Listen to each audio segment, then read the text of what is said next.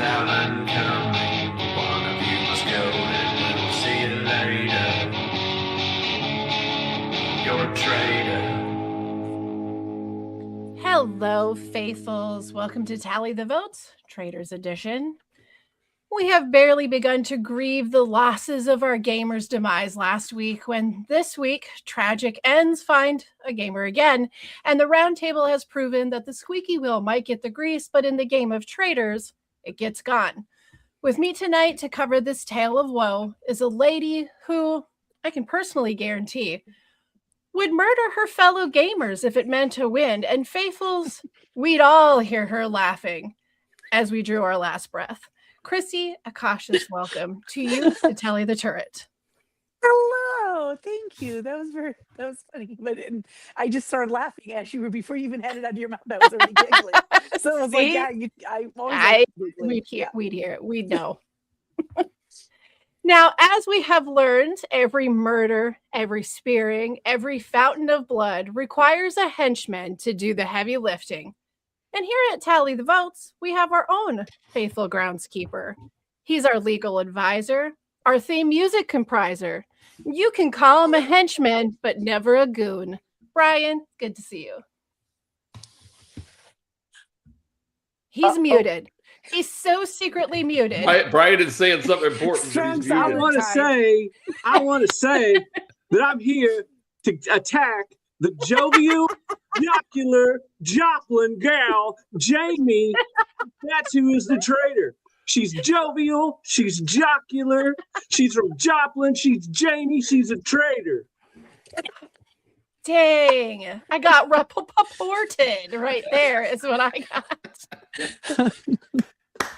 Well, speaking of being reported, the last figure we have lurking in the shadow is a fellow who Rappaport might call conniving, colluding, commiserating. But we know that those are only 3 out of the 4 C words that best describes David. Hey, David. I'm sorry, I was drinking. Rappaport style. Double hands. You know why he does that, right? He drinks it with 2 hands like that because he grew up in New York. And in New York, when you're drinking your water, they'll come over and slap it out of your hand. You got to hold it with 2 hands. So please explain why he shovel slides the food into his mouth. Okay, we'll get to all that. We will get to all that. Okay, all right, gang. Our faithfuls have increased their earnings to $106,000. Oh, and that's real money. Real cash money. We got a murder. I totally have not even noticed that. I'm so paying attention to other things. Where are we? I got it. What girl. is it? $106,000. That's pretty good. 106.7. Yep. 6, 7, We got done. another murder. Got a couple banishments. Likely a far less entertaining roundtable going forward.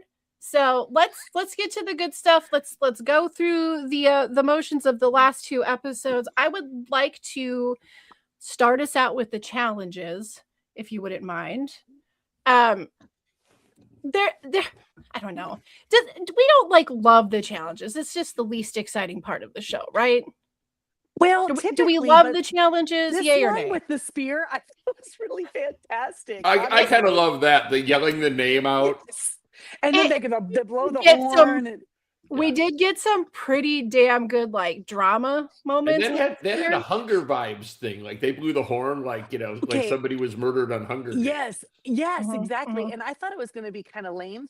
But the little beasties is what he called them. They were kind of actually interesting. They were very kind of like Wicker Man, something like, Yeah, they were kind of cool with that. I got a kick out of Rappaport yelling the name over and over and over. I'm going to zag Jamie. All right. I'm going to say I like the challenges this season. All right. Because there's more strategy involved in the challenges. Like the statues had the shields underneath the base. Yes, sir. And it's all or nothing with those. I like that in the spear thing, you're deciding who doesn't get a shield. in the past, the challenges have always given you an opportunity to do or risk things to protect yourself. Like you could remove someone's name from a list and put your name in their place. But this season, I think there's more strategy involved in the challenges. So I found it interesting. Like I thought it was interesting under the statues. It appeared from when I watched, not all of them had the same number of shields under them. Well, the last 4 and all the And other the last one had one for every member of the team if they wanted it. Really Tricky, tempt 'em, right? tricky. Yeah, that was So a hard tricky. one.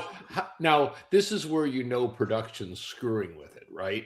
Because they had to know, so they had to go, oh, these are the last 2, run and put 3 shields in, because they couldn't have known in advance which coins they were going to find in what order. And for that to work, it had to be the last 2, right? I would assume for dramatic purposes. It'd be too much of a coincidence that they were the last 2. So there's like someone standing by on walkie for when they pull the coin out, and they have to run they probably have to run much further than they it were shows when they on would get TV. the coin out, they would like shout it out. So they're like, Meadow, That's right. Meadow, you got to get your coins in there right now. Stat, you know. Well, I mean, they would know once the 7th one goes, or the 6th one goes, they know which one are 7 and 8, so they just run and get them. they would know what was left. True. I agree with what you said, Brian. I like that the differences with these challenges, the getting these shields and stuff, it's not just a matter of keeping yourself safe. Now it comes with a consequence. Keeping yourself safe, screw somebody else. Right. And so I kind of do like with the shields, this whole, well, nobody gets murdered if nobody takes a shield. Right. That's risky. And then you're sitting there where your whole team can be safe. So that puts a lot on the line there. And it also puts out a huge carrot for the traitors, because all one of them has to do is pull one out of a box. And what's funny is none of them did. And no one's safe. None of the traitors did, because they unveiled that. Oh, they wanted to, though. No, they did. But here's what's interesting about what you said, Brian, is do you think that maybe, this is the 4th season, that they haven't yet figured out now the strategy? Because now it would be great to have 4 allies and say, no matter what, we don't put each other's names down, right? We're going after these people, and you target right? So you could form alliances, if you will, regardless of whether you have a traitor on your team or not. Right? Yeah. I think that it's almost going to be the inverse of Survivor, where instead of dragging a goat to the finale, like the traitors bring like the people that are strong and smart and help them and stay hidden in plain sight amongst them.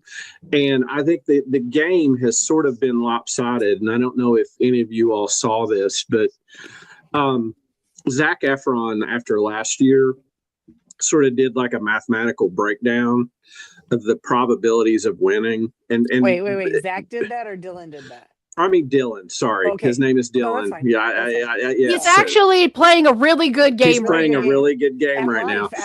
Sorry, Dylan. Sorry, Dylan and Boston Rob. Sorry.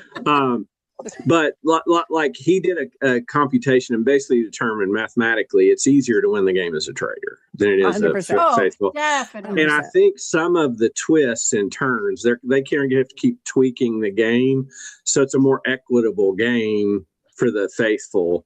Or I mean, if the bad guys win every time, you never go watch the wrestling if the bad guy wins. Occasionally, the good guy has to win the match. Otherwise, it's just right.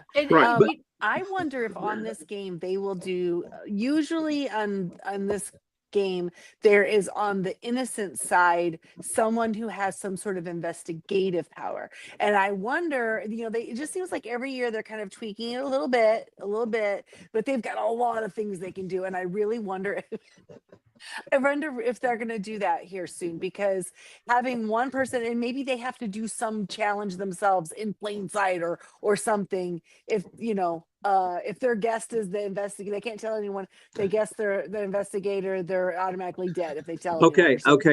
On that point, call me crazy and hear my pitch idea. Okay, right. We're having all these crossovers. We're having all these crossover events. Wouldn't it behoove you on Peacock to reach out to Daniel Craig and get Benoit Blanc to come to the Traitors Castle from Knives Out and like make an appearance and do like a promotional thing with Knives Out and the Traitors. Yeah, wouldn't that be like a cool crossover? I'm sure he spent some time in the UK. It wouldn't be that hard to jump up there, right? Come on, Daniel. He would have so much fun with it too. That would be pretty great. Okay, send in that idea. Write it up, send it in. We all approve of it. Yeah, we approve. We can petition this. Well, we were talking about how at work we were talking about how we like the idea of the secret of being able to play along. And I said, you know what? When everything's done filmed, the everything that's cost so much money that's already spent. But you have all this footage. Why not cut two completely different shows, one where you know who the traitors are, one where you don't, so you can play along if you want to, or you know what I mean? That would be kind of fun. I like this. Well, here's another idea I had, since I'm just spitballing here, since we're trying to make Peacock money, right? Because they need more. They need it more than we do, obviously. But my other thought was, like, until a certain point in the game, I think that whoever the secret traitor is, if they're found out and killed, they should they should send two names to the other traitors, and they have to recruit from that list. So the secret traitor can say, like, you don't get to pick who you want. And they can write it down before every event. So if it feels like the traitors are going to come after them, or they can decide, do I want to help the traitors, or do I want to screw the traitors based on how the game's going? The secret traitor concept doesn't work if the traitor knows who it is. And if they know it's one of two people, they can lobby both people for who they want. No, I'm just talking about for recruitment. It's like a fail-safe. They send it to them, and they pick the two, and then Alan tells them the next day, and they never meet. Yeah. Oh, okay. Yeah, I think that'd be interesting. That. I think that would be interesting, because then that gives the secret traitor some ability to protect someone in the game too, because they could be like, oh, one of these people, because I really hope they do well. And I think the stakes. Go ahead, Brian. Oh, I'm sorry. I was going to say, but just imagine you send them make it 3 names. So it's just like it is for the kill. So then the traitors are like, well, we pick this person. Okay. This is the person we want to be the secret traitor. Well, they said the traitors know who the secret traitor is now.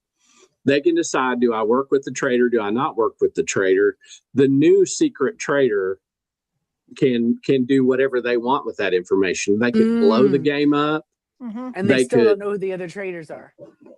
The secret traitor doesn't. No. Yeah. Oh, okay. Yeah, I like any version where if we're going to have a secret traitor, I need the stakes to be higher for the other traitors. Because they know who each other are. That gives them advantage. There's some proportion. They have all of that there. You know what would be interesting? What if there was the secret traitor, and the secret traitor put out 5 or 6 names, and then the traitors had to go to the turret separately, not knowing who the other 2 were, and vote for it. Or so you don't even know who you're working with. That could be interesting. That would take away their big advantage of knowing who the others are. Or when the result comes in, they still don't know who voted for whom. Right. So they could think they're working with a traitor, and it's not. Or they could go, oh, that's a traitor. Let's give the faithful a traitor and lead a push to get somebody out. And then that person just happened to be a faithful that they thought was a traitor. And now they possibly expose their game. I still think there has to be something on the innocent side for someone to get a clue. They have to throw a clue out there. You know what I mean? And then that, and if someone gets a clue, and you might not know, you might just know it's a housewife. Let's say. I'm just using that as an example. Our friend Bean has rejoined us for the first time in a long time. I think the way to do it, Christy, would be to give a clue that's relevant not to who they are, but what's happened in the house. Like at the first challenge, this person was in the last group to finish, or was in the second half of the group. Correct. So that also you have to see who's really paying attention to the game. Yeah, No, little that- like a that's- and Big so- Brother quiz. So someone yeah. should be able to Yeah. have that power, a secret power, like the secret traitor. They're like the secret investigator. And every night they can get, if they do the thing that they're supposed to do or something during the day, then every night they get a little bit of intel. Yeah. Okay, I like this. I like this. Mhm, Are you mhm. ready? This is inspiring me. I already had two good ideas before I got on here. You gave me a third. What about this? That during the challenges, just like the way on Survivor, you can, look around on the bench and see if there's something and see if you get. Mhm. What if during the challenge, like there's a station where you can go get a clue, but you incur forget some shields. penalty for yourself Yeah. that hurts you so that you can't get the shield, but you can get a clue. Yeah. And then That's people would awesome, have too. to determine, like, do I do this in the open? Do I try to sneak at the end? And then if you knew other people had clues, you have to decide whether you're sharing your clue information with other people. And then it's not just one person. Then people get a little bit of power too. It makes them feel better. Yes. You know? They have some value See? to their other players. Mhm, mhm. Peacock, call me. Are you kidding me? He's You better got all call the me, best too. ideas.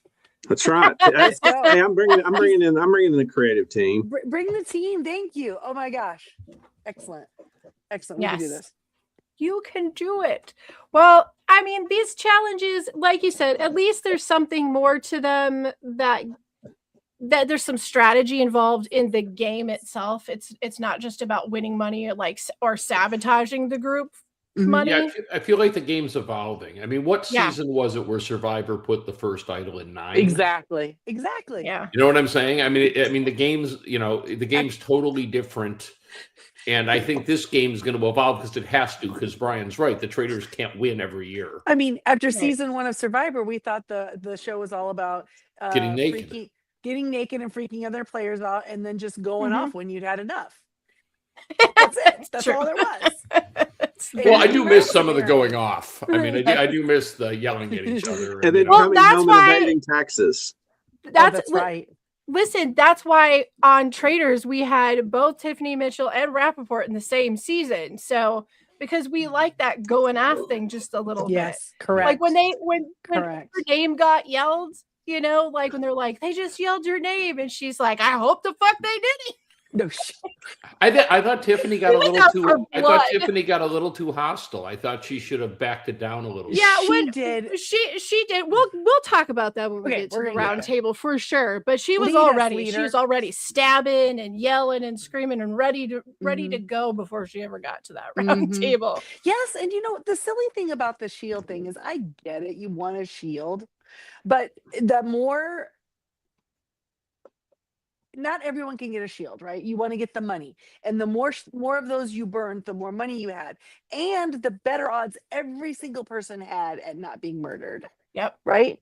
If only Protection 3 in people get burned. numbers. Exactly. So them getting upset with each other because that team put my burned my thing, whatever, who cares? They were really taking it a little too seriously. They might be getting I think cuckoo that now. it's like, okay, when we watched I know Brian and I don't know if Christy, if you and David have had the chance yet, but the UK celebrities Traitors this Oh year. yeah, I'm done. Yeah, oh yeah. Okay. Fantastic. So these people actually really did like each other, and they were both they were all afraid of making somebody else feel bad.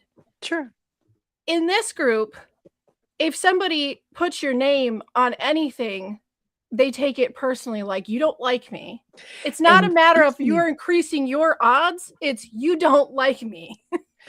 You know It's what? very I think different. this is going to be the difference between UK and US Survivor, UK or Aussie Survivor, sorry, and the US Survivor. And so this UK thing, they are playing a game. They always acknowledge it's a game. They're very polite with each other, but they're also very suspicious, very shrewd, very checking each other out, right?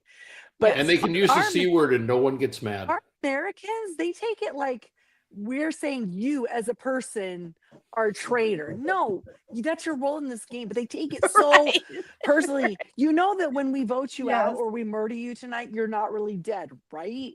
Like they take it very seriously. Although the henchman with the axe was really freaking creepy, let's be honest. Yeah. The henchman. Yeah. Okay, this is a great time actually to go to breakfast because there was a lot of talk about the henchman and what did he look like and what happened in the murder and all this. But before we start on that, I have to ask a question. Does this group knock 10 times louder than any group has ever knocked in the history of this show? Yes. I swear there must be Tara.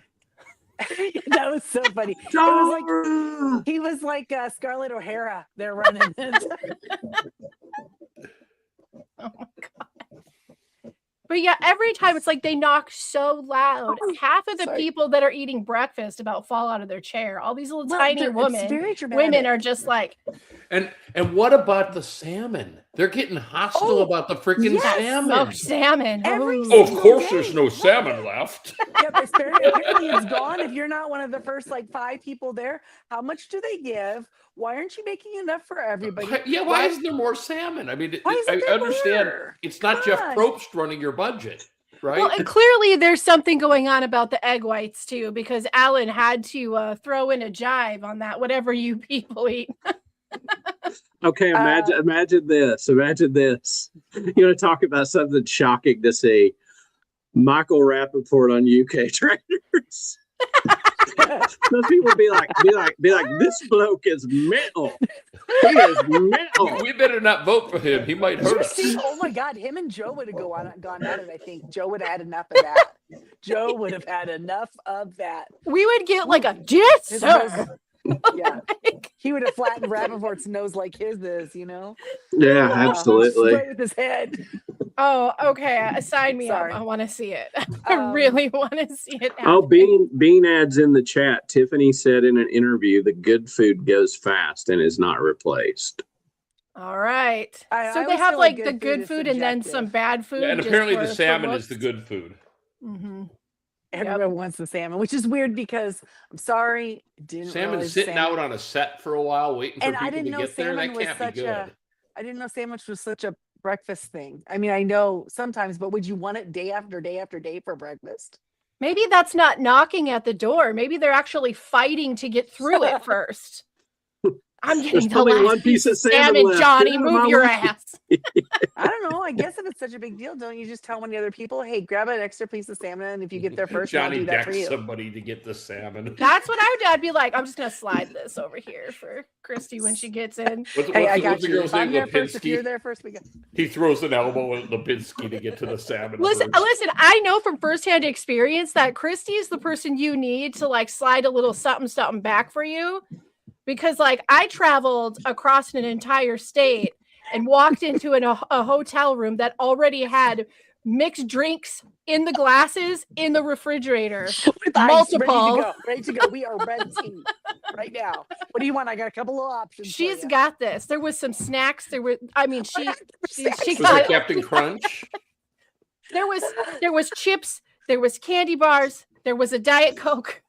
They missed happy hour at the hotel, so I took all the drink cards and ran downstairs and got all the drinks. I just got like 3 or 4 different drinks and took it back up. And then I got pretzels and I got chips and I got a little bit of every single thing they had down there. I brought it all up and I had it out for them. I love the idea that there was probably one person sitting down there watching you take all of this stuff up and then come down and then take it up again. And they're probably like sitting there texting their friend going, this girl must be a drunk. Wow, she's already back. She's already back. She's got 2 more drinks. I think it was honestly, I think a lot of couples like were sending one down to get everything. So I could just be like, oh, he's so lazy, he won't go downstairs. That guy. He's watching the kids. Whatever, you know. Yeah. So anyway, you are definitely I'm a good liar. My partner in crime with that smoked salmon. You get to breakfast first. I mean, maybe I'll wear a funny jacket that's like a smoked salmon, and Jamie would come in last, and she'd cut up half of it and give it to her. it'd be inside my jacket, like Dan Aykroyd in Trading Places. Yeah, like you'd have some jacket on it that had like way too many large bows on one side, and you just like peel back one of the bows and slide out a fillet of salmon. The little salmon face looks out. Oh, Jamie. All right. However, Jamie had this podcast planned, it's gone We It All wasn't sorts of going here. sideways. It wasn't going here. So okay, our Coming cast back at stream. breakfast. Breakfast they do the- salmon havers. I love that okay, so asking about the murder and all of those things, like, legit great strategy, right? Where it got me was when the question was asked, does Alan change his clothes does he change his outfit for the turret?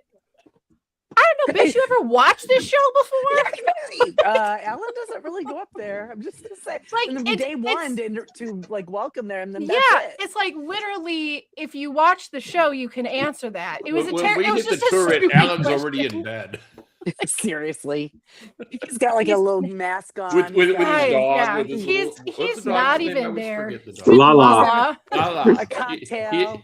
He and Lala's got a little bassinet. He's tossing a popcorn in the air, you know. Yeah, that was the dumbest. Rappaport went. He got tripped up, but it is such a bizarre question too. So you'd be like, "What?" Like, Yeah, it was so Yeah. weird. because even he was like, "Why would you ask that?" It's a stupid question.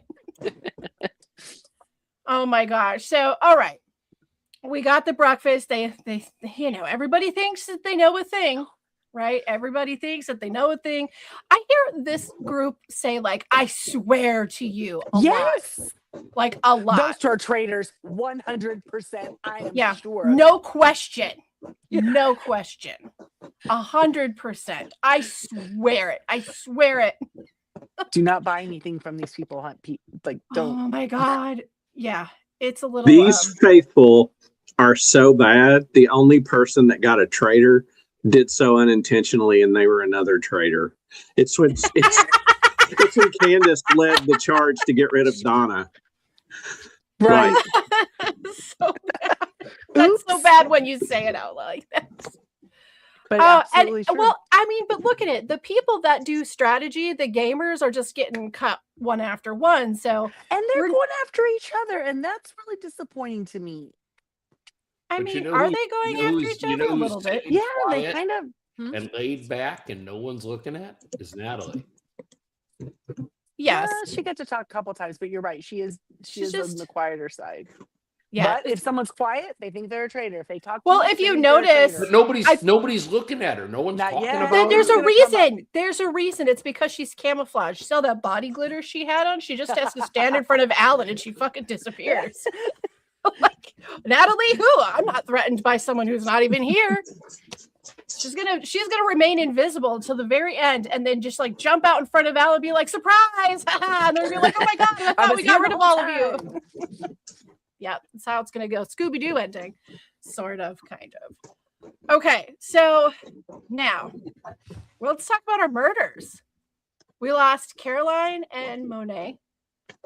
I feel like Caroline feels just really unconsequential. Like, I don't know. Like, we barely knew her. Inconsequential, I guess. But I like that he said you're going back to Dubai. Yeah. I was like, oh my God. Goodbye. You're going back to Dubai. And what did he say about Monet? It was today Monet sachets away. Something like that. That was really good. Came to play, but sadly today. Oh, and how about the sleeveless murderer shirt? Oh, we're gonna get to fashion. We're not there awesome. yet either. Spoilers. Oh, we'll get to. I know, I'm all out of department. Yeah, I don't know. As far as murders go, I thought that it was kind of telling how if they hadn't had the short list given to them by Donna, that we probably would not see the people cut that have been cut. Because I didn't feel like there was a ton of. Okay, this one person said your name is sort of strategy. I'm not dogging on that. I get that. And when you're in that position, you go with whatever you can to talk yourself into cutting somebody. But what's with the Caroline thing? Just, I don't know. Out of that group, do you think? And it was because Caroline said whose name? Lisa's. No, it wasn't. It wasn't Caroline who said Lisa. It was Monet. Okay. Yeah, they just Yeah, we like don't- that's we who don't they even know decided who's- in the cage who was gonna go. Yeah, we don't even know who's murdered this last one because Peacock keeps leaving me at cliffhangers. I don't like that. And Stop who it. all did we have in cages? It was Lisa, but she couldn't do it, and then it was hold on, Caroline, Kristen, Eric, and Ron were the cages. Okay, so why? Please tell me why. When Ron,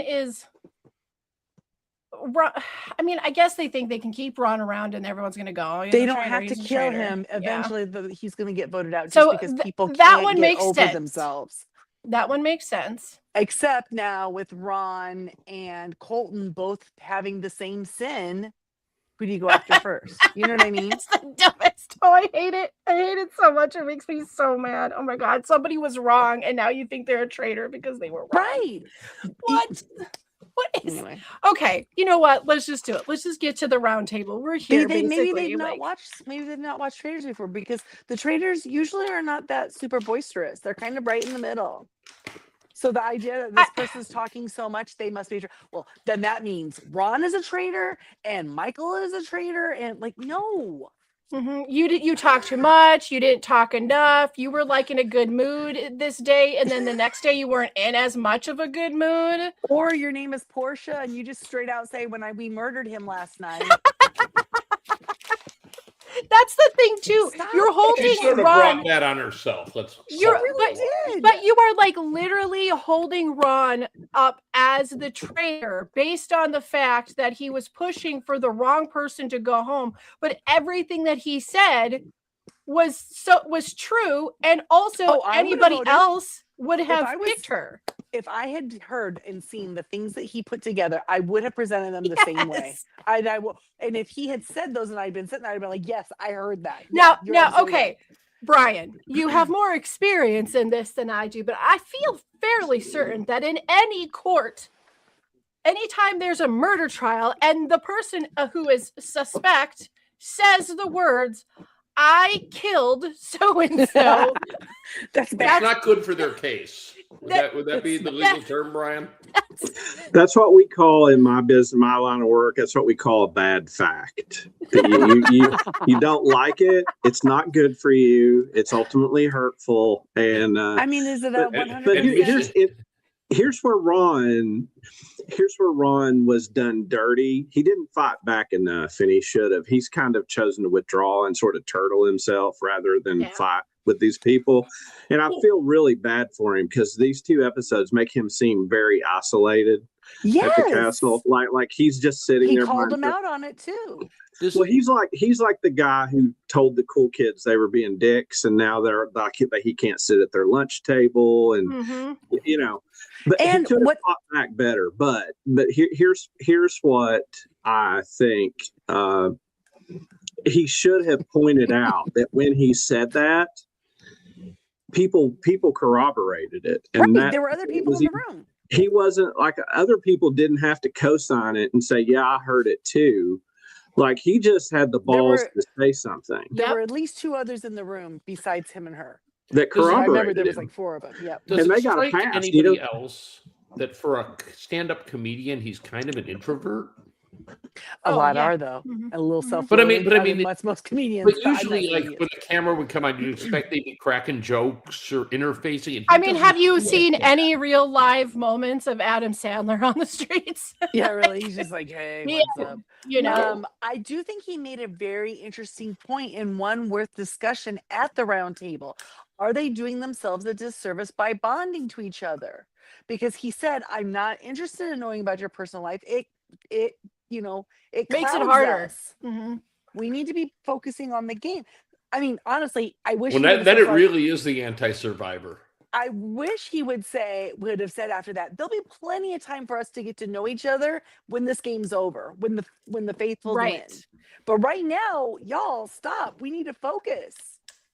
Well, I don't think they get the amount of time together like they get in the Big Brother house, obviously, or Survivor. No, they don't. But he's just mirroring. He would just be mirroring the thing that they're using against him, where they're like, "I'm so like."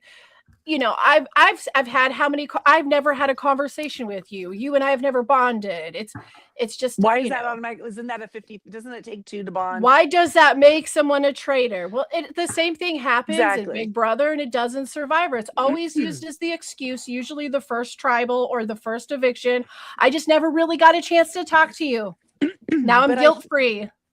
But I also think that just the way it went for first episode where he was like, I have this information and I'm telling them at the round table and he tells them.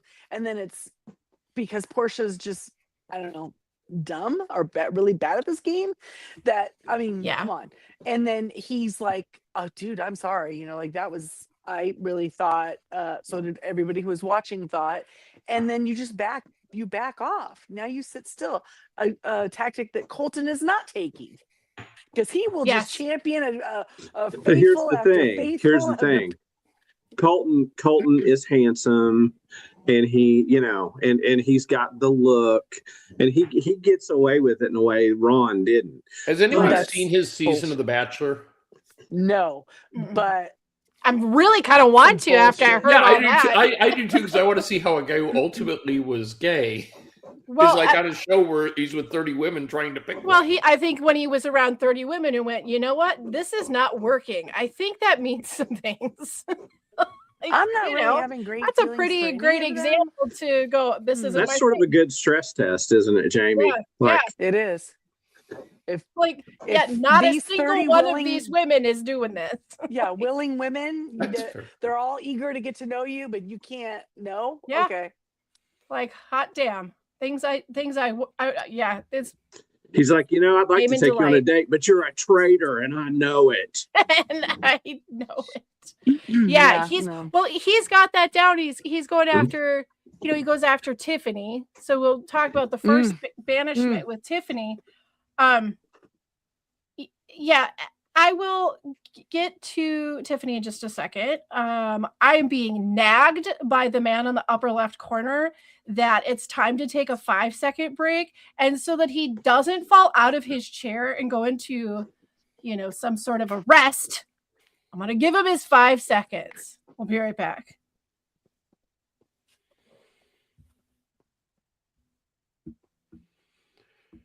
Okay. You know what? I have to say, Jamie, you're not the first woman to give me 5 seconds. So, David, what it is? It's like I have flashbacks of when I was a kid. I want to be like, Dad, I'm this is the boss level, Dad. This is go away. Go away. Shut my door. Dad, I'm already in my room. You know what I have to say? I have to say I'm not putting up with any more bullshit from this domineering David. David. You're a traitor, okay? Okay. You're going to be the sorriest bunch of faithfuls ever when I get up there and tell you I'm a faithful. You can bank it. Take it to the fucking bank. The smartest, the handsomest, the dopest. The dopest. The dopest, the most handsomest. Oh, honey, no. Oh, honey, no. Here's my dream Not team. Even on your best day, but my dream team is as an alliance is Michael Rappaport and Lord Ivar. And who? Lord Ivar. He'd be like, well, Michael, you've just broken 17 protocols of the British royal family. I can never have you the rest of now. We are now at war with Malta. Thanks a lot. Oh my God! Yeah, we're giving Peacock all of the best hits. Right? I'm telling you, man, content generator. We've got it. We've got it all. Oh gosh. Okay, Tiffany. All right, Bean saw Colton's Bachelor season and had no clue. Okay. All right.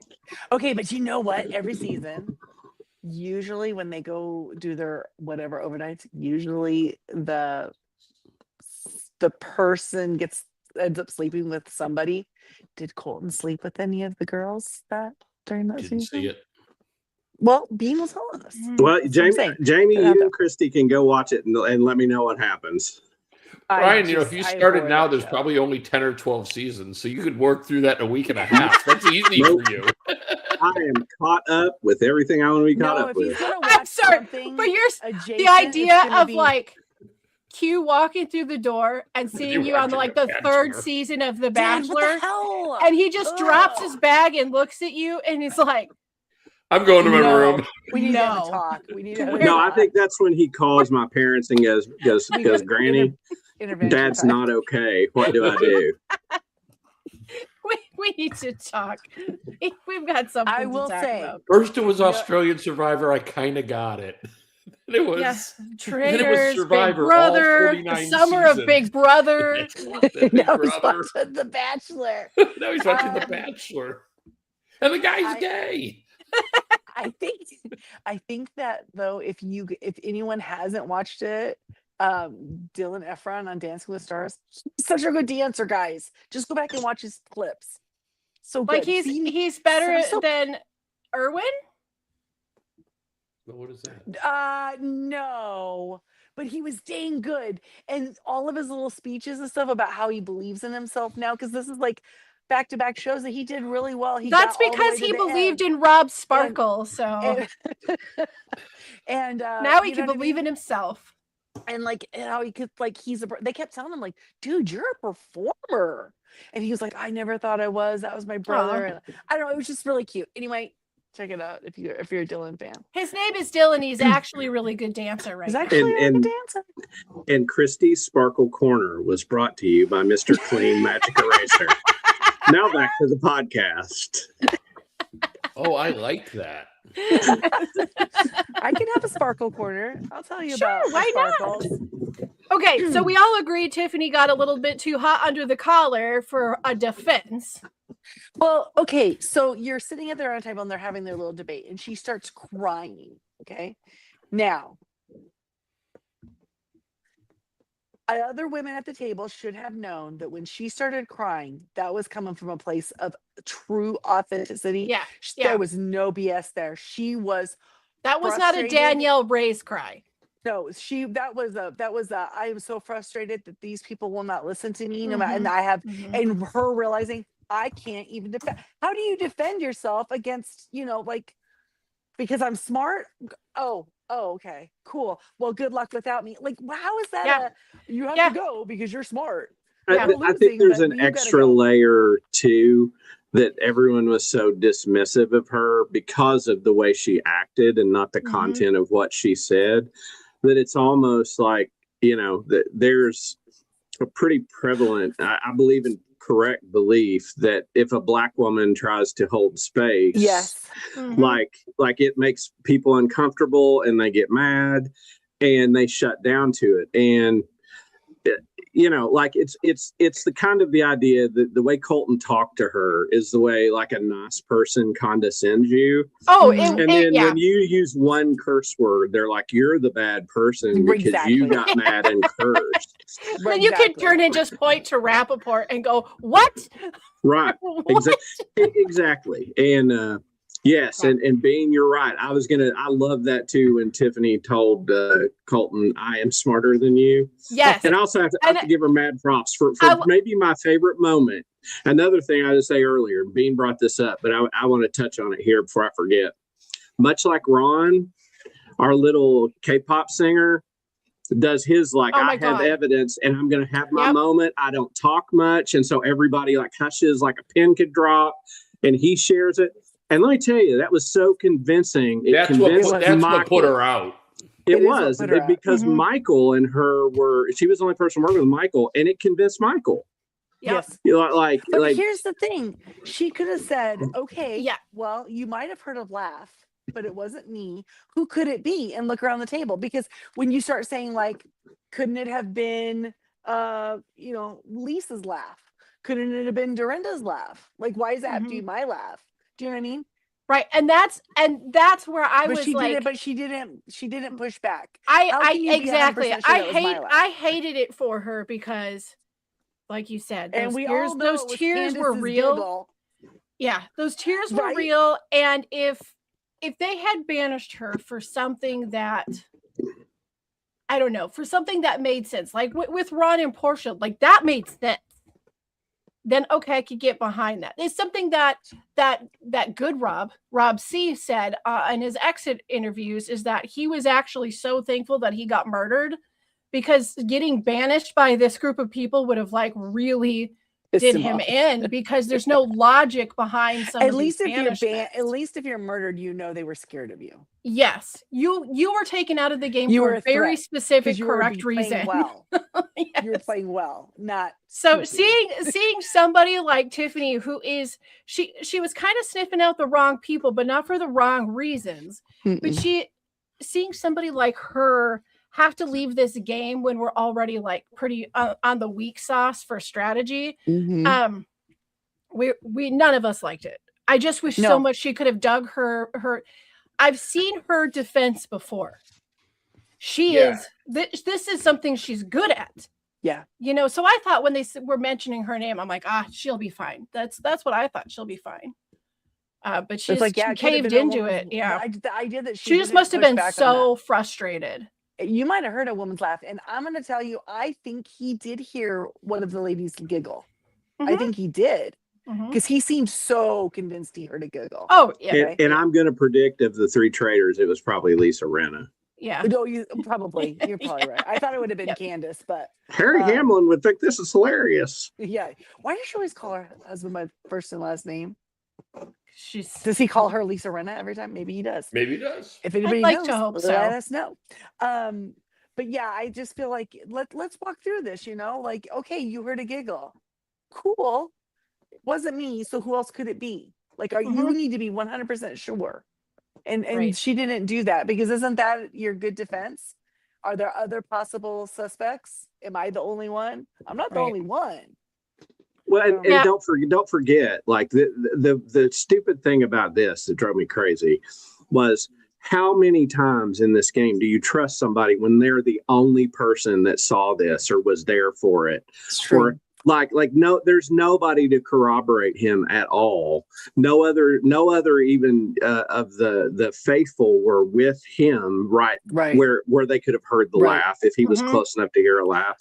So it's like, why do you take his word for it? Or if they were close enough, because he hasn't said anything and he hasn't been playing tough. He did conscious that when he talked, he was E.F. Hutton. When he talked, people listened. No. And plus, he's got kind of that innocent look to him. It's because he has he doesn't look like, the magic ear. if that was a scam, if like he didn't hear that, he was doing that to get around, that was well played. That's the Tiffany I expected was going to come out, was going to turn around and say, that sounds exactly like something a traitor would say to just cut somebody out. Right. But it's no different than what Ron said about Dorinda and the footsteps. Yep. But Eric, it's trustworthy, and Ron, it's not. And you know what? I think who was it that said the footsteps were light? Ron, right? Yeah. I think Ron's right there too. It probably was light footsteps. But then you take that with the giggle, it's clearly one of the traitors is a female. Also, I would like to point out to all one. I would like to point out to any future Traitors contestant that's worth their weight in salt is paying attention to all of these things. So if you are the traitor and you have to go do a murder in the leaves and you're a little tiny person, you better stop big, girl. Stop big. Don't laugh unless you're laughing with somebody else's voice. Don't admit to killing somebody. Christy, that was chilling. Was it? Okay, good. Oh, you should have been here the day she turns into the devil himself. Wait. There was some sort of interference. There was some sort of signal problem with the internet, but apparently I might have opened a portal or something. It was they got 5G yet in hell. Yeah, I'm telling you, it was terrifying. One second she was talking about snacks being hidden in the freezer, and suddenly Beelzebub stepped in. Yeah, I was very mad at the children that day. I was like, okay, no. It was a whole thing. Okay, so it's clear that we're not getting a very good edit on some of these people, because I think so. From the first 3 episodes, we didn't get to see Tiffany, because we all thought last week Tiffany's sitting in a good spot. She's the good. Best strategic player probably left. And then they completely zeroed in on her too. And so that makes me think that she wasn't quite so quiet the first 3 episodes, but it just wasn't her time. She was going to get her time. But Christy, there are other people that got even worse edits. Hey, I finally got to see Kristen Kirsch on this show.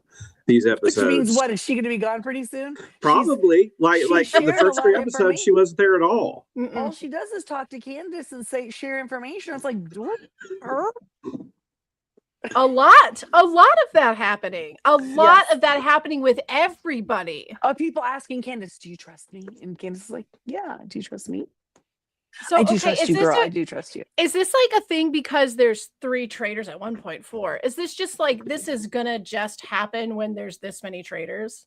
Where you're gonna have people just spilling all of the beans to the traitor? Oh, I think the numbers make it that way. To the end. Yeah, there's some okay. What does that say? Like, we might complain about that a little bit, but does that say that maybe the producers really knew who to pick to be the traitor?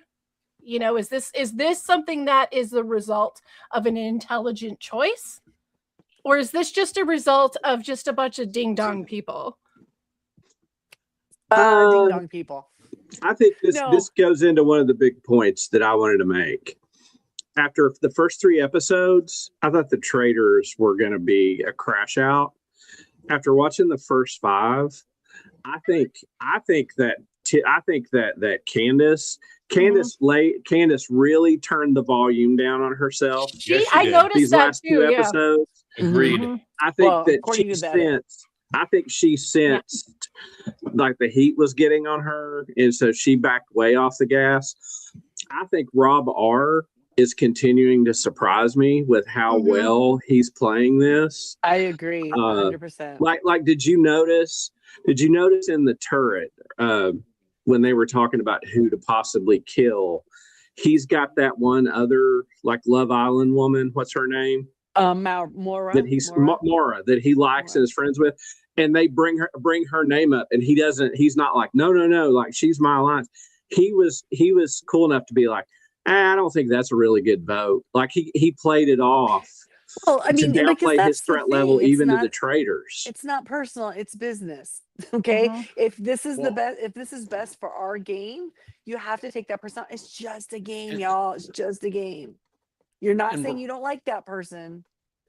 And Brian, of the 3 of them, the only one who's got any suspicion being thrown on him right now is Lisa. Which I think she has a lot of suspicion on. And I think she's the one that likely crashes out next. Because when they were questioning her about the ceremony, oh my God, did she over-explain? Well, and when Dorinda's starting to turn on her and they're friends. Well, and saying, she's not behaving normally. Go ahead, Christy. Literally, when you see her on any show, this is how she acts.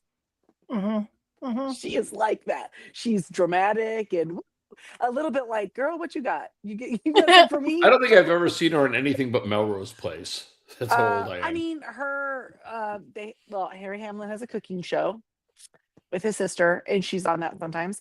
And then they had some other show together. I swear she was on she had a chick show at some point, or was something on a chat show. Anyway, this is who she is.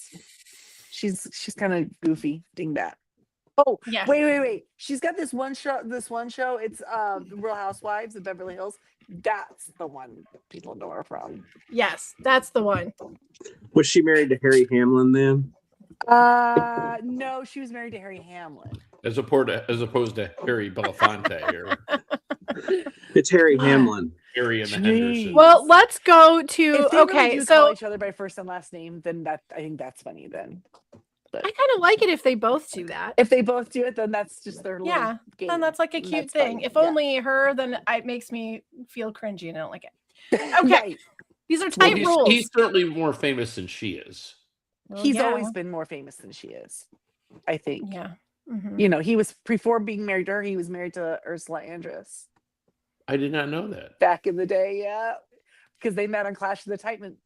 She played Aphrodite. I remember. I do remember. And she was like full-on woman. He was still kind of a young kid.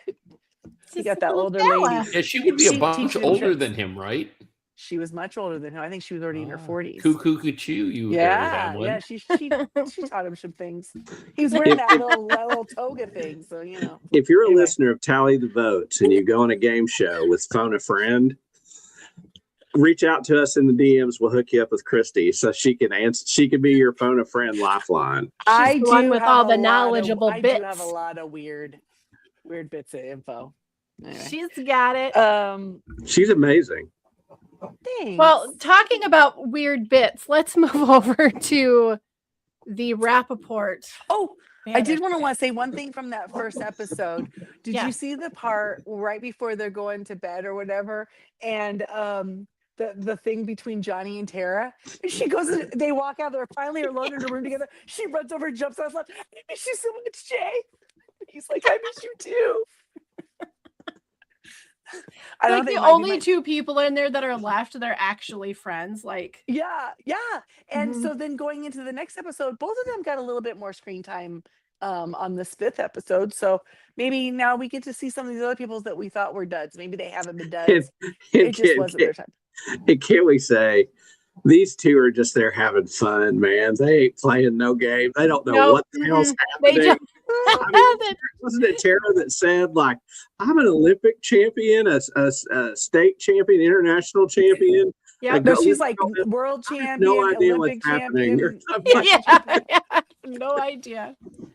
Well, I'm a little bit sour on everybody right now for getting rid of Tiffany, but I'll move on. But Yeah, I was too. I'm glad as soon as it happened, I said, "Oh, Jamie is just suffering this season." Yeah. I am.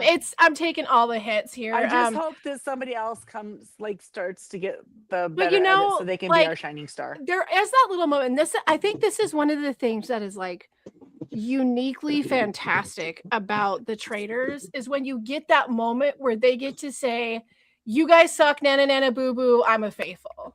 Like Yeah. that little, just a second of like watching them realize how much they suck. Yeah, That's and they such have a to play nice game thing. tomorrow, but you Yeah. get to go home.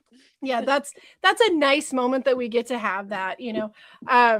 But I just my heart feels bad for her on that. That sucks. too. But the Rappaport of it all is a whole other species entirely. I mean, not the first boot, but he's there to keep the beginning spicy. Yeah. I do think it's funny that the idea of like wanting to cut him so badly is because, you disturb the peace, basically, But okay, all of that's true, but also like you don't have to write down who he says.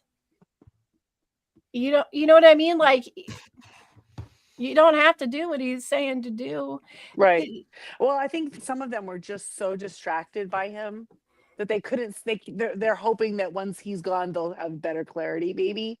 Yeah. They can see like the smoke, the Michael smoke will clear. He is a and they can, large like, okay. character to be around at all times.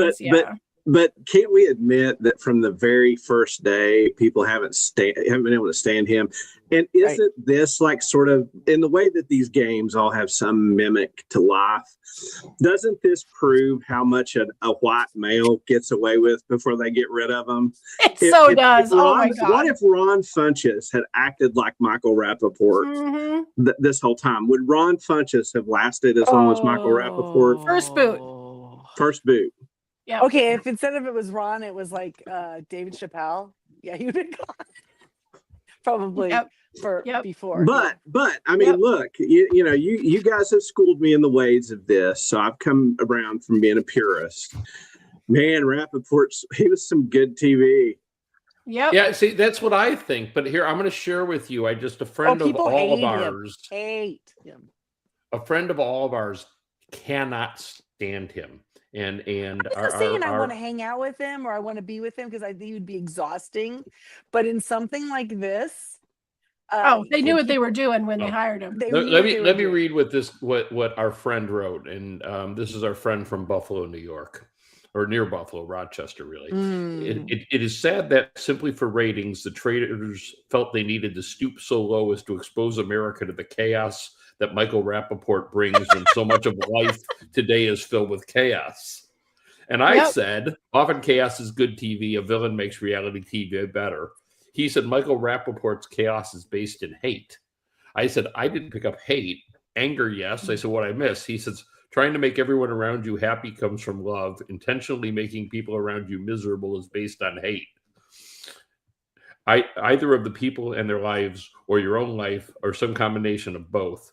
I've never seen him making life. I've only ever seen him making life miserable for others. So, well, he's been quite. So he definitely engendered some strong feelings, is what I'm saying. No, I get it, and I think that it's fair to say that Michael Rappaport for like maybe the last 10 years has been pretty active on social media. Mm-hmm. I don't think that before that was his shtick quite so much. I agree. It was a character he played in TV or on a film, and I think that he might be one of those people who's always playing a character, right? Yeah. And also, that's what I felt like he was doing on the show. Yeah. How old is Michael Rappaport? I'll Google it. Because he's probably a little bit older than me. He's probably like 62. Yeah. Okay. 61 maybe. Okay. So there is something that happens with age, and our friend from the great state of New York could actually probably attest to this. I'm not saying this excuses it at all, but there comes a point for a lot of people when they get a little older, it's just like he's younger than both of us, Brian. He's 55. No, he's my age then. Okay. Yeah, he's born in 1970, March 20th. There comes a point for everyone, I think, where you just stop giving any fucks anymore. Well, for those people who my dad's there in 83, so I get it. But the thing is like anybody who grows up within a 60-mile radius of Manhattan, it's like dog years. Yeah. Like every 1 year, they get like there 5 like years. 28.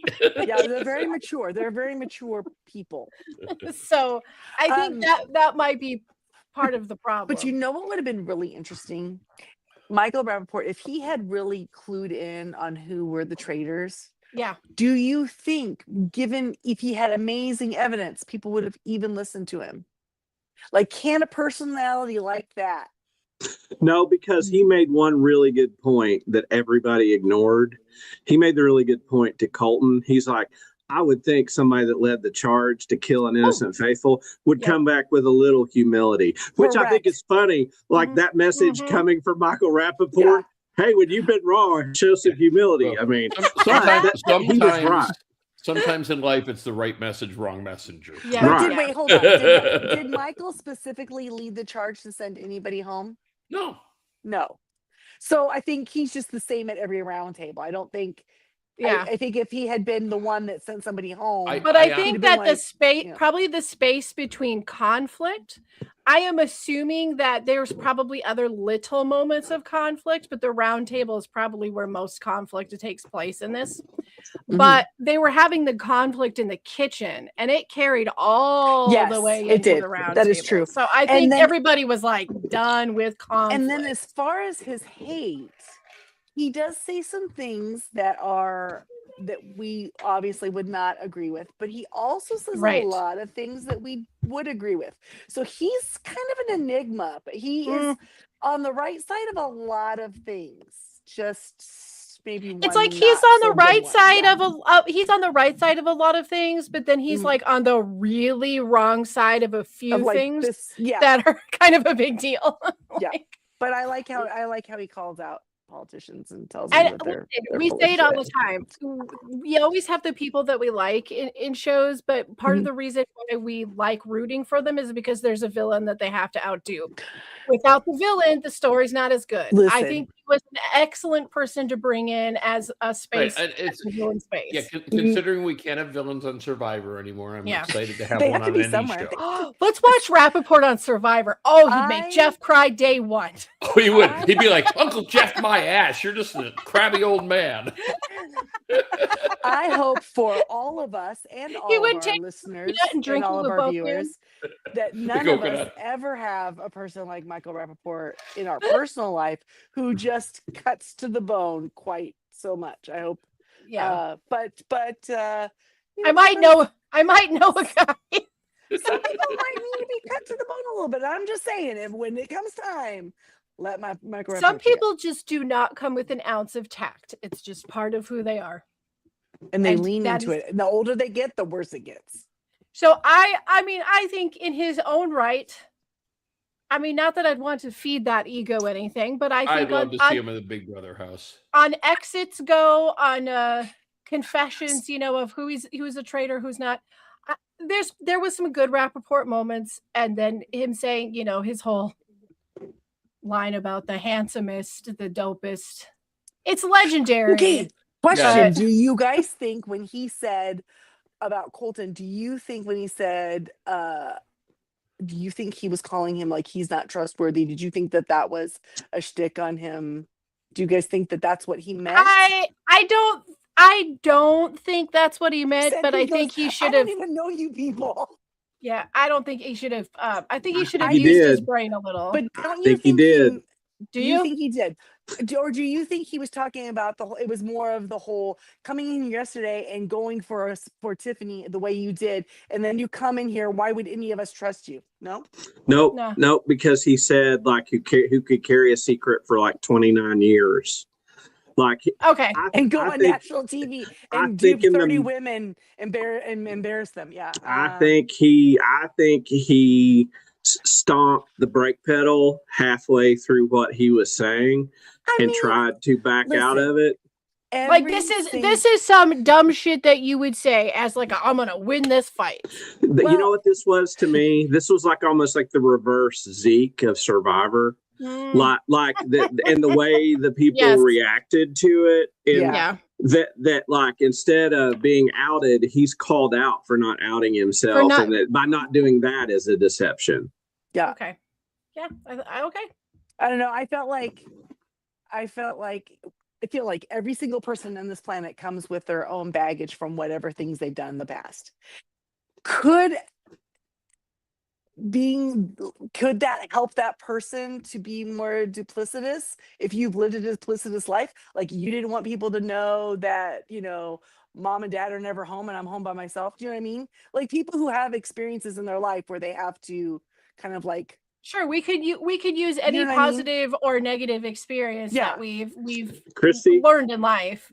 Did you see that final roundtable vote? I don't know who I'd both sides this one right here. Oh no. I'm just saying I think I'm just saying you're getting voted out like with this. Like this is a death sentence. That's fine. No, but many of them said they did not even care if he was faithful or not, that he just needed to go. Well, so. I loved Johnny I just don't like you. I don't want you in the castle anymore.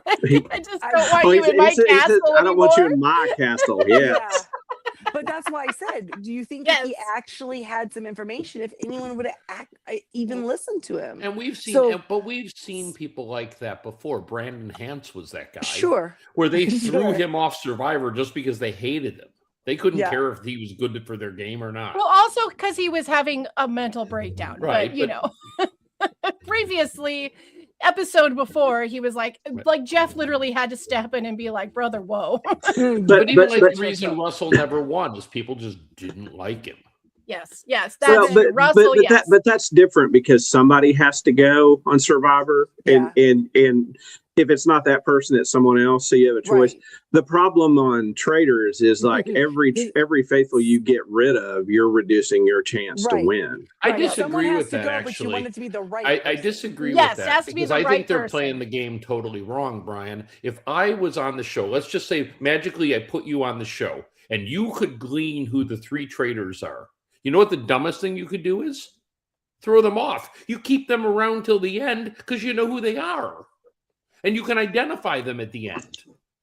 So what if you at that point would want all the other faithfuls to go home. Which I think, even though he's playing from the position of a traitor, I think that is exactly what Rob is doing. He said, I'm thinking of myself as a faithful. Right. Mm-hmm. And that's what you do. But I think that's the game Colton is doing. Colton's playing the any threat but me. He's not even looking. Yeah, he's not keeping anyone around. He's playing too hard, man. He's playing too hard. Right. And of course we see that all the time. You know what? It reminded me a lot of Mr. Efron and his first round table where he went after Bob the drag queen, but where he saved his ass is he immediately pulled back from that personality. On the sword, like, oh yeah, I'm so sorry. Yeah. But I don't think Colton's the kind of guy that's gonna do that. I just don't think so. I don't know. I just I got to use this banner 3 times in this podcast. For that kind of play, it makes me kind of not like Colton a little bit. You know what I mean? It's like, dude, you're gonna get yours, and it's smart play. He's just being too direct about it. If he was being slightly more subtle, That's the smart thing. There we have personalities again, because Colton's a little bit of a little shit. So, it's just his personality that's gonna. Hey, did you know he played football for 17 years? 17 years. I played football for 17 years. Did you? No, Colton did. He started at 7. But he was a wee baby. Okay, well, guys. Baby. So then, who's going to now be come to the forefront of the yappers? It's going to be Colton. It's going to be Colton. Then he's going to get himself voted right out, because I don't think that he really. Maybe going home now. Is he on to somebody? Who is he saying? Well, he was super on to Tiffany, but then the whole Lisa conversation started, which means that he's and now the Traitors know that he's unless Okay. Rob murders him. I hope they will murder him. But who was it that was saying it has to be? Oh, it was Michael, one of the suave guys. Is that what he said? Did he call him suave these or something? guys, One of the suave hunks. guys. One of the hunks. And he wasn't wrong. They just have too much swagger. It's got to be one of them. But again, no one's going to remember that comment by Michael because he's persona non grata, right? That's yeah. And that's the reason to send him home. If all of y'all can't even listen to what he has to say because you're never going to trust anything he has to say, then he needs to go. What it comes down to with Michael, he's not going to help us. With Michael, they were all like, "You may be right, but you're still an asshole. Get out." Mm-hmm. I mean, at some point you could be right, you could be wrong, but we're sick of you. Literally half of the people there, they didn't say, "Well, I think you're a traitor." A couple of them did. Everybody else was just like, "Yeah, I just can't anymore." But kind of over it. But now, once this clears, that means what? They're all going to focus on Ron. I'm not sure. I'm not sure I understand the value in sussing out the traitors earlier in the game. What does it really matter? They're just going to replace him with another one. They're going to replace him, right? Mm-hmm. So if you knew a traitor, the smartest thing to do is not send them home and just watch them. Yeah. Well, but there's always because then you got to put your energy. You know who they are. But that's where you got to put that energy into not letting them know that you know. Right, but that's when you form an alliance with them and you swear you're both faithfuls and they keep you around. That's how it works. I mean, that's what I don't understand why they actually try to find traitors. I feel like that's what we had with Brittany a little bit last year. At some point, she had pretty much tagged that Danielle was likely the traitor, and was just like, I'm clueless. I'm going to pretend to be clueless. So I feel like that's like a pretty good. Yes. Oh my God. Thank you, Bean. The use of the word commiserating. Oh, and Rob, he needed to shut his mouth. Did he not just out himself to be intelligent by knowing the word? Oh, that was funny. Rob, shut up. Go put a shirt on and stop it with being smart. But do you know what I'm saying? I just felt like, let him. He's burning out. You don't have to. He couldn't help it. It was killing him. That SAT word was not right. Couldn't do it because he had to get in there and mansplain quickly. Dumb. I wonder if Michael can't mansplain. He's got this. So maybe we do have a villain on the show, and we just Oh no, I don't like that. Bean. See, I told you, Colton is a little bit of a shit. I don't like that. Mm-hmm. Okay, so go back to where he's talking about Colton when Bean's talking about Colton. Yeah, go back to the other one. Okay. All right. Colton also stalked the woman Cassie he had picked on The Bachelor, included putting a tracker on her car. They settled in their case in court and signed NDAs. Yeah, so that's what I mean. He's a little bit of a shit. Well, I mean, that's what innocent people do. They settle the case and sign NDAs. Exactly. Absolutely. Exactly. Okay, we're done with the roundtables. We're done with our banishments and our murders for now. Now let's just real quick jump over here into the wardrobe department, and we're gonna play a quick little game of murder, shield, or banishment. But this time, you only get one murder, you only get one shield, and you only get one banishment. So murder means it's a killer outfit. He killed it. Shield is we can keep it, I guess. And banishment is get it the hell out of here. So our first outfit is what I like to call the corn husk rust suit. See, I thought it looked like a scarecrow. Kind of was like a scarecrow-y situation. It evolved. It evolved a little bit, Yeah. from breakfast into the challenge. It started to get more layers, and a hat and some gems. What do you think? Are we counting that as one, or are we counting those as two? It's one. It's all one living thing. So you can murder, shield, or banish. I banish it. I can't remember. I know which one's getting a shield, but I can't remember what the third one is. I'll banish it. I banish it too. Get it out of here. I didn't like it. Not a fan. Okay, we'll get rid of it then. I mean, the suit at breakfast was nice. Okay, like that color is one of my favorite colors.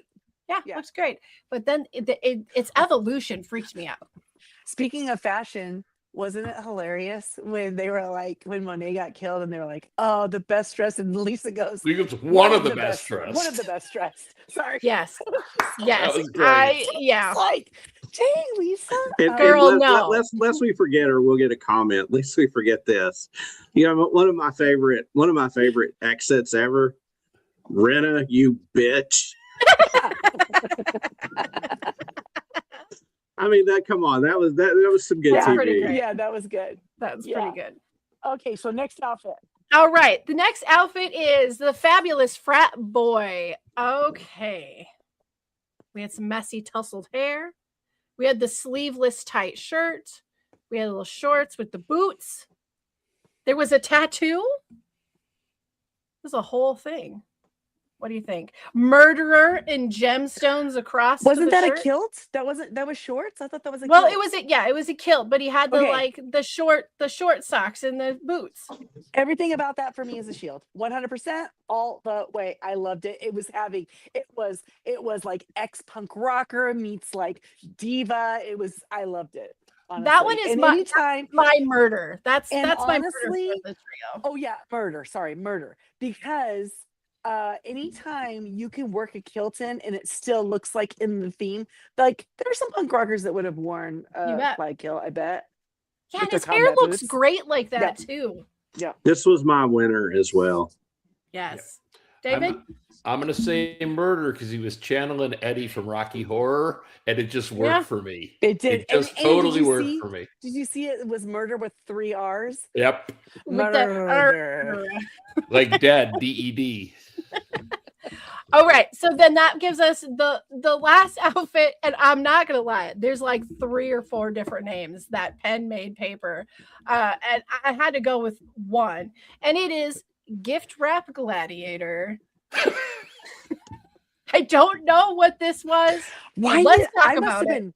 That just goes to show what was going on there was so much that I didn't even notice he was even wearing clothes. Honestly, I have no recollection of this outfit at all. Well, he was talking about like Dorinda getting rides and stuff, so it was some I have no choice but to shield it because that's all I have left. I guess. Yep, we're shielding. Well, just a reminder, he had like the little beret thing, and then he had that weird like wavy piece of plaid plastic, almost like an overall with like buckles, and then he had arm buckles like a gladiator. There was a cape. We're getting rid of it. It was a lot of things.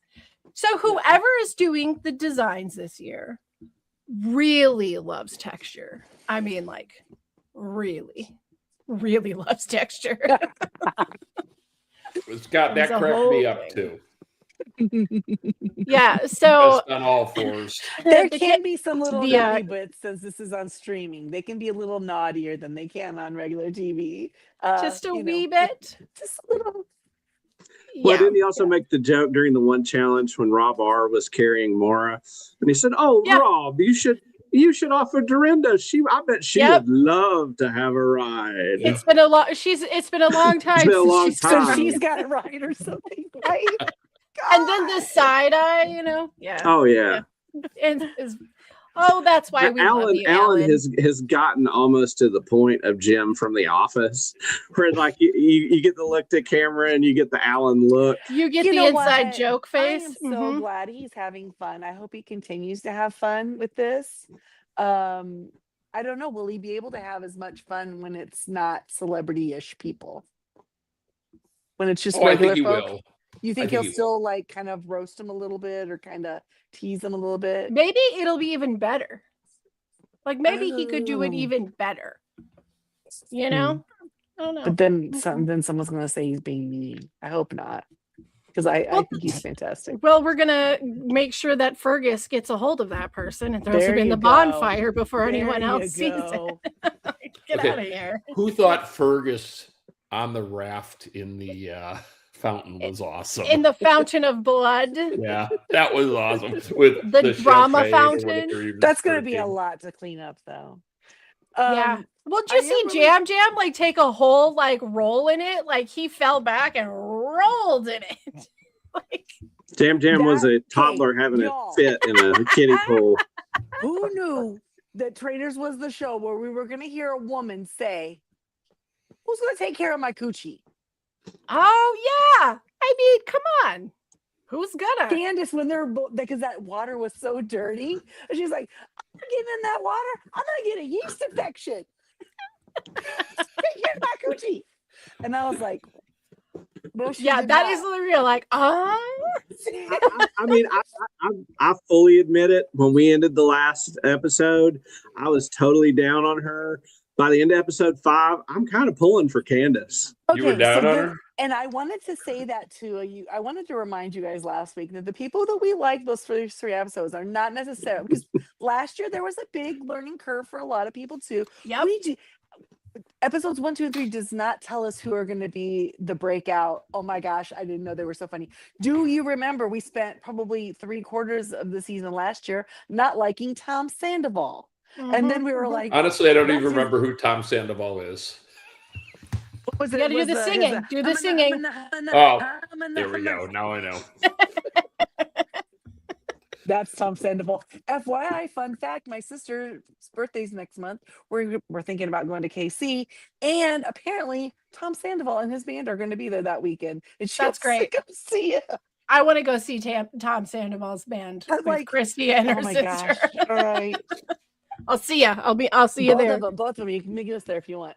I'm really excited now that because I'm looking at my little wanted poster here of all of our people. And you know what? Everybody left as people who haven't got a lot of airtime, apart from Ron, apart from Colton. And we're going to really start seeing some of these people step forward and start to shine. I think the editing, you know what I mean? They've probably already been doing it, but like editing the show is so much. Don't you think this episode, to point out what you're saying, I felt there was the slightest push forward of Eric. There was like Eric was slightly elevated. Mark was we got some from Mark and Kristen, and they're like an alliance. Let's just watch them. Yep. And then we got more from Johnny and Tara. We got more of Natalie. A lot more Natalie. Yeah, a lot more episode. So these people are going to be able to come forward, and Jam will be able to see him. Yep. Sadly, still no one knows if Steven has a voice. Maybe, maybe not. We don't know. It's that's the guy with the hair. One Tree Hill guy. The One Tree Hill guy. Yeah, he doesn't say much. Literally nothing. Which either means he's going to be there till the end, or he's there's just really nothing to put.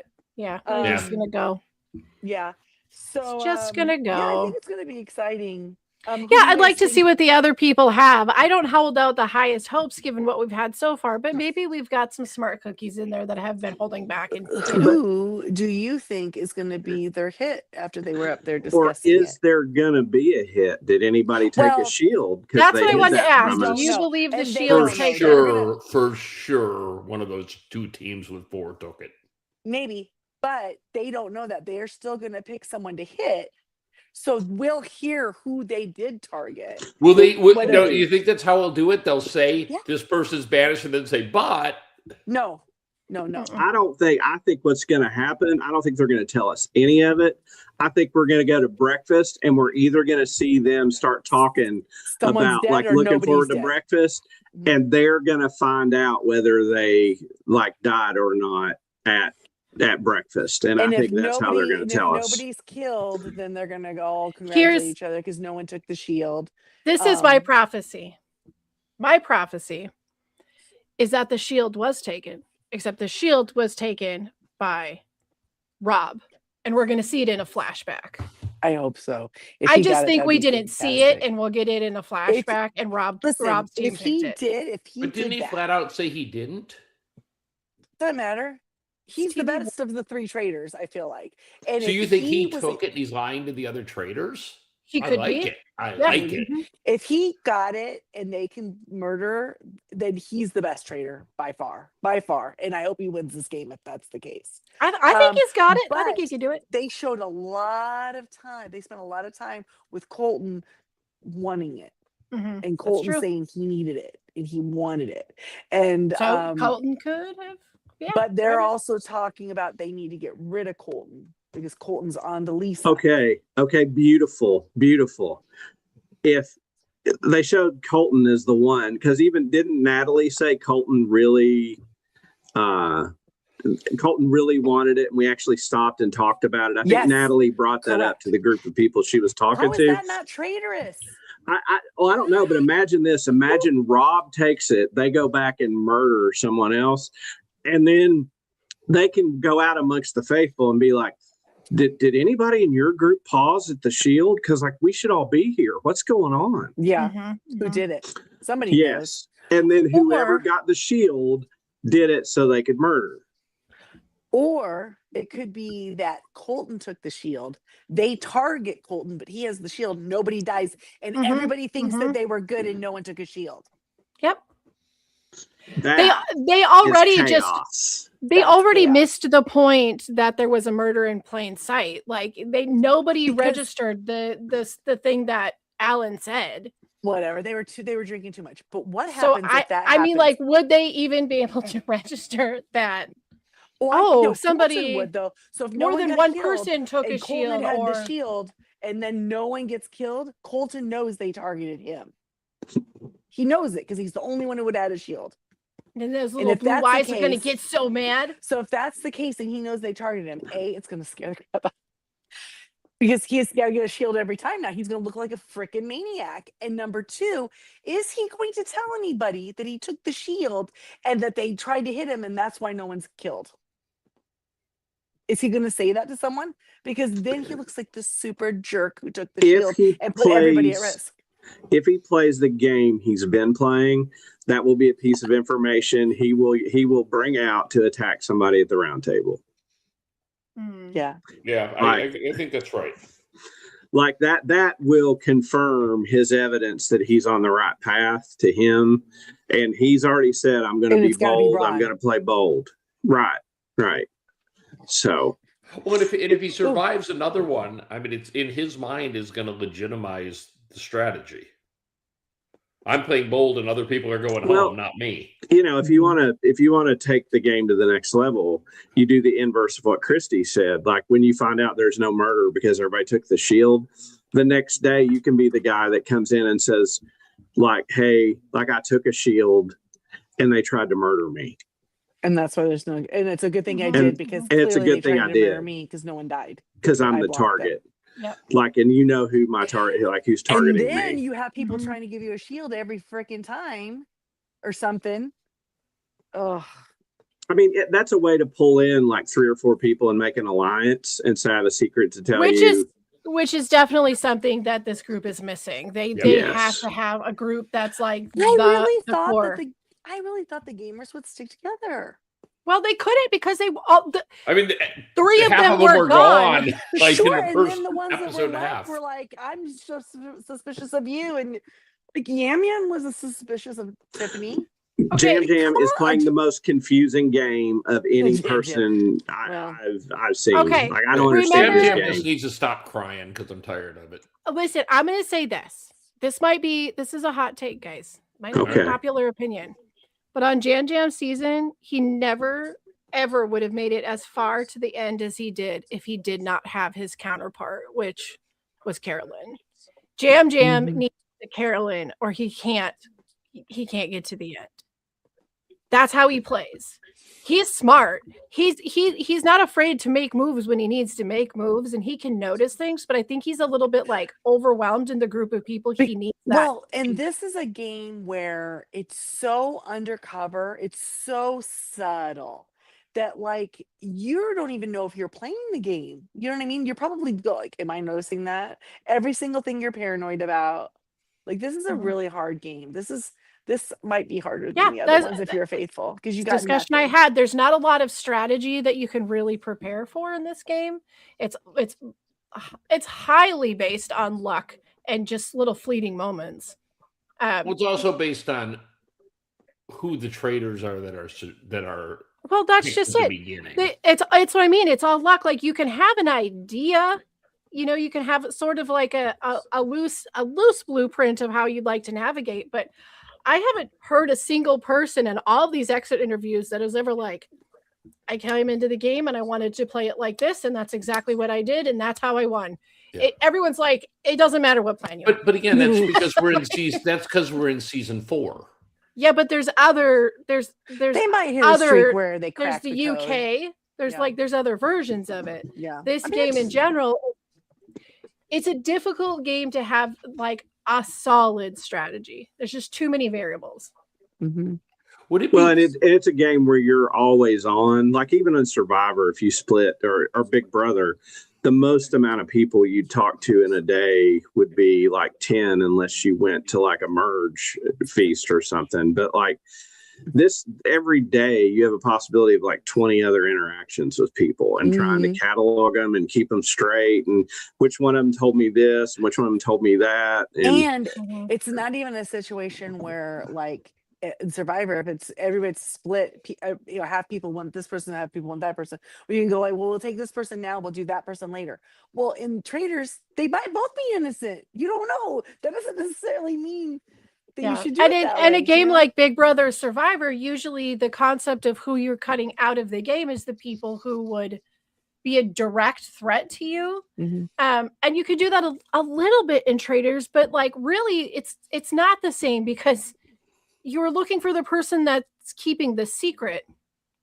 Like in Big Brother, you're like, but see, I think that's wrong. I think you should be looking for the person who isn't the traitor who has a chance to win. Well, that would be the smart thing to do. Sure, that's a strategy you could have, except for like if that person turns out to be a traitor, that's because you don't know who the people are. Yeah. Right. But like you can't go in and be like, oh, I'm gonna have a meat shield and have it work out. Like you can't. Right. I'll tell you where the game is going to go.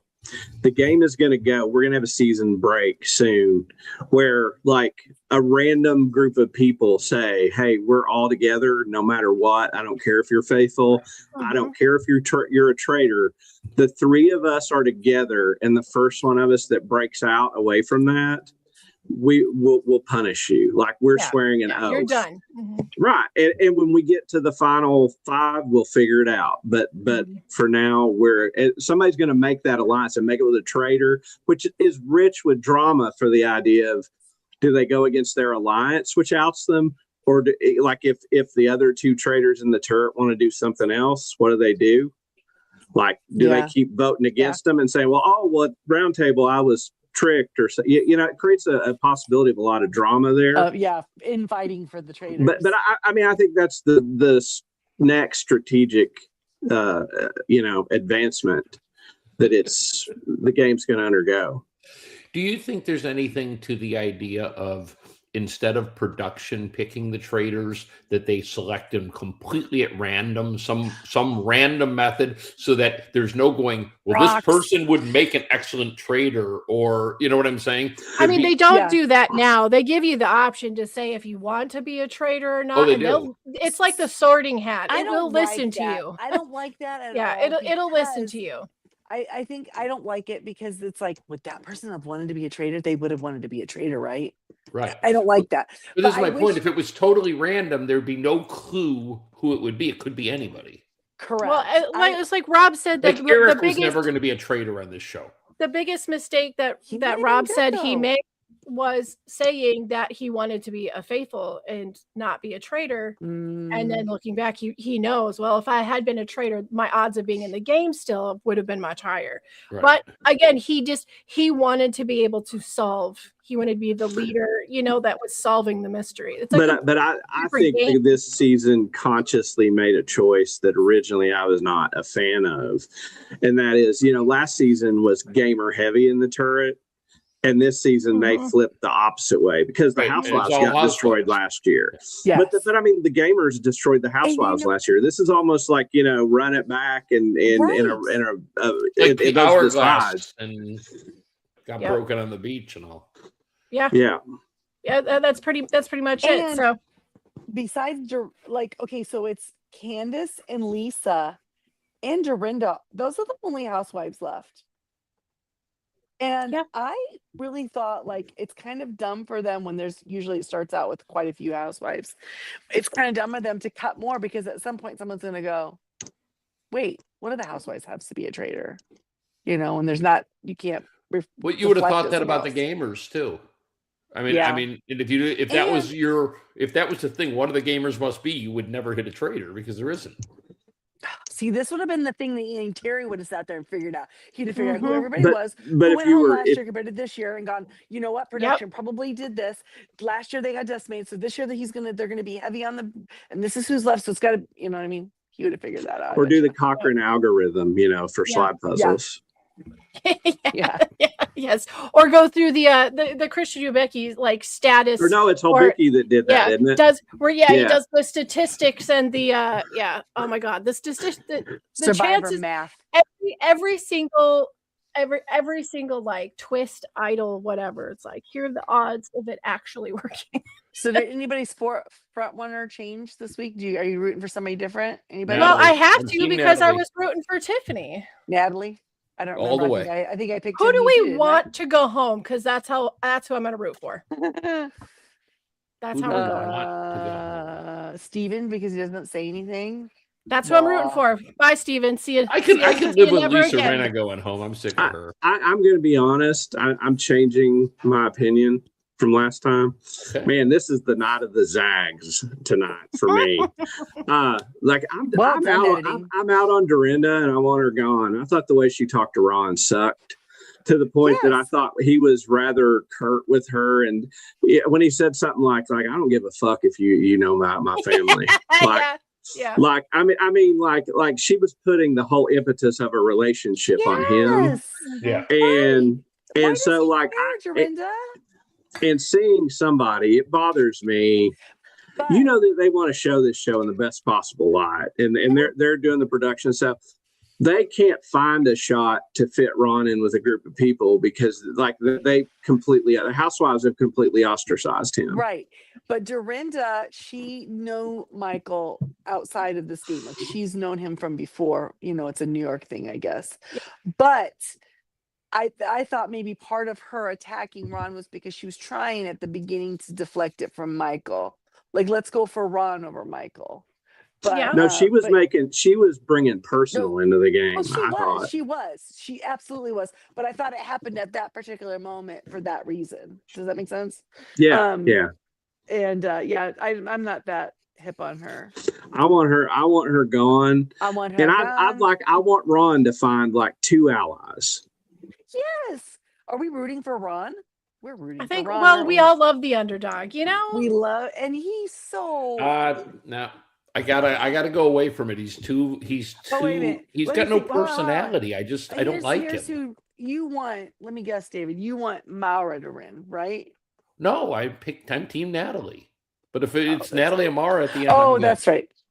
Either one's fine as long as they're both there at the end. Yeah. No, I just think Ron's not good TV. If Ron sticks around at the end, he sits there. He might be though if some people become friends with him. I don't know, man. His confessionals are funny. They're very good. They're good. I don't know. It's like I want somebody to look at him and go, "Are you sure you want to be a comedian? Because you're not very funny." Oh, he's hilarious. I'd be over there being like, "So it's what has he said that's been funny? I can't think of a thing." He would have been way funnier. He has I don't know. He's He'd have been way funnier if Rob C was still there. I'm just saying. Would he have? Yeah. That would have made Well, everything better. the show would be It's a better, different and the filter. mystery would be better, and Yeah. the podcast afterward would be better. Well, do you want to know what would make this podcast even better? Is if you guys would leave us some feedback. You That can would do be that better. by going to tallythefeedback@yahoo.com. Send us an email if you want to do that. But you could also find us on Facebook and play some of the games that are on there. Our buddy Mandy posted some pretty fun things the other day with Traitors. So you could reach us there if you should want to. Yeah. If you know us personally, you could send us a text if you really wanted to, or you can just be here when we are here, which hitting like and subscribe is going to help you be here whenever it is that we show up, because our schedule's a little wonky. I mean, if you know us, you might even be able to slide into our DMs, but only if you know us. And you're from Rochester. I'm just going to say, here at the Votes, we want fantastical, some fresh, some fucking feedback. Some feedback. We want some fucking dope feedback. Because we are the most dope, most attractive Traitors podcast out there. Modest. That's us. That's us. The smartest. Well, and if you feel like you need to, like, I don't know, do you have a long commute to or from work? Then you could listen to us on the podcast instead of on the YouTube. You can listen to us wherever you find your most favoritist podcasts at the Jay and Jack Whole Enchilada feed. And speaking of Jay and Jack, we would like to tip our hat to our Patreons who contribute at a certain level. That would be Eckhart Rickner, Joanne with the Plan, and Ed the Poopy Head Mailman. If you would like to be a Patreon, you can go to Patreon/Jay and Jack. Guys, we're going to be back next week. I'm assuming we're going to be back on Friday. We'll be here. Same bat time, same bat channel. We're going to cover all the blood and the guts and the gore that the and we're going to have some new. I predict we're all going to have new favorites next week. We're going to be surprised. I predict that whoever I like the best will be the next to go home. Yep. And all I gotta like say Natalie. Would you do me a is favor? bye, you freaking morons. So everybody, I guess that's that. So until next week, know your rights, keep each other safe, and take care. Bye, guys.